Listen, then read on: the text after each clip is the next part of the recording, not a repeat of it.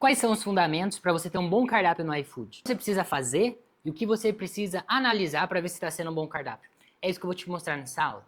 Primeiro ponto que você precisa entender. O cardápio, ele sempre vai depender do momento da sua loja. Se você está começando agora, o seu cardápio vai ter uma estrutura. Se você já está há alguns anos e você tem tido um bom resultado, o seu cardápio vai ser de outro jeito.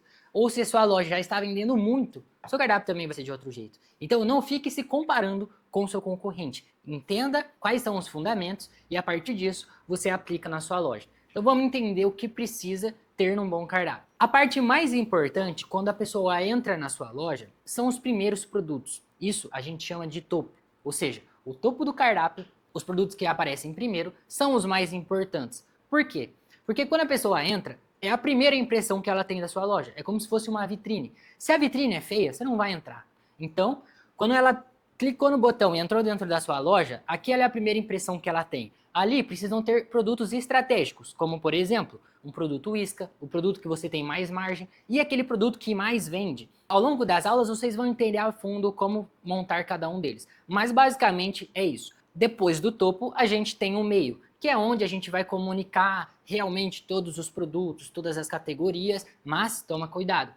O seu cardápio ele precisa ser enxuto. E quando eu falo enxuto, significa o quê? Você não vai pegar todos os produtos que você tem na sua loja física ou que você atenda no seu restaurante e colocar lá. Você vai colocar produtos estratégicos, produtos que sejam fáceis de fazer, que tenham uma produção rápida, que comportem ser colocados numa embalagem e viajar alguns quilômetros. Feito essa classificação dos produtos que realmente vão entrar no seu cardápio, a gente sempre sugere que você tenha de 20 a 30 itens dentro dele. Ressalta aqui pizzarias ou sushis que a gente vai montar eles de uma forma diferente. Mas de uma forma geral, refeições, lanches, essa é uma estrutura que seria a ideal.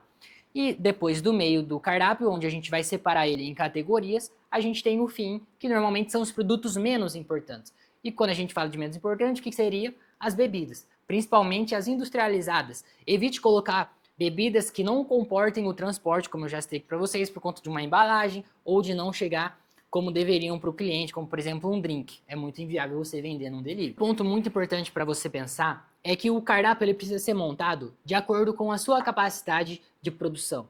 Se você tem uma gama de produtos muito grande, você precisa tomar cuidado com isso. Não só pelo custo que você vai ter com esses insumos, mas também com o fato deles estragarem ao longo do tempo. Então, um cardápio estratégico, um bom cardápio, ele é montado pensando primeiro nos insumos, nessa capacidade de produção e na velocidade com que tudo isso é feito, ao invés de você começar a colocar ali dentro produtos que você acha que vai vender.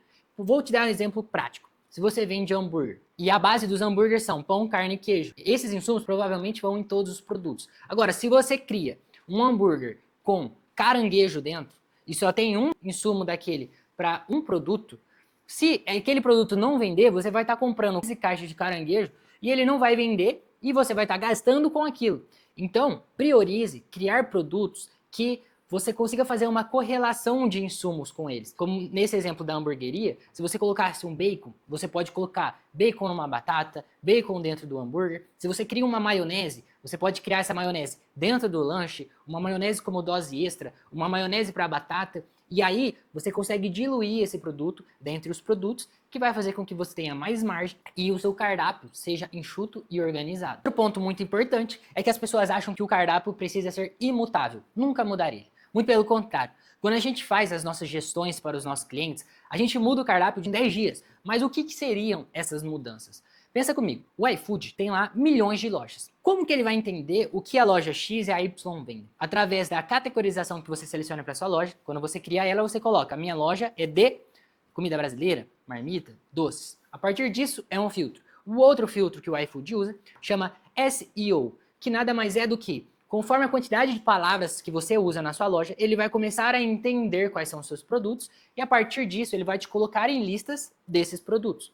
Então, se você coloca no título do seu produto marmita brasileira, ele vai entender que o seu produto é de marmita. Se no nome do seu hambúrguer você coloca hambúrguer bovino, pão, carne e queijo, ele vai entender que você vende hambúrguer. Agora, se você coloca X-Jack, ele não sabe que produto é esse. Se você coloca produtos que têm muita referência só para a sua região ou só para os seus clientes, dificilmente a plataforma vai entender o que você vende. Então, uma das dicas que a gente sempre traz é, nos títulos e nas descrições, você precisa usar palavras-chave que vão fazer com que o iFood entenda o que você vende na sua loja e te coloque nas listas certas. Então, evitem nomes próprios como Bolo da Maria, a moda da casa. Deixe explícito no nome o que é aquele produto para que o iFood entenda o que você vende. E pensa comigo, um cliente que está entrando ali pela primeira vez, o que significa um X baguncinha para ele? Absolutamente nada. Agora, se ele é um X alcatra picado em cubos, é muito mais fácil de entender. Então, além de você mudar o seu cardápio ao longo do tempo, e depois eu vou explicar por que em 10 dias,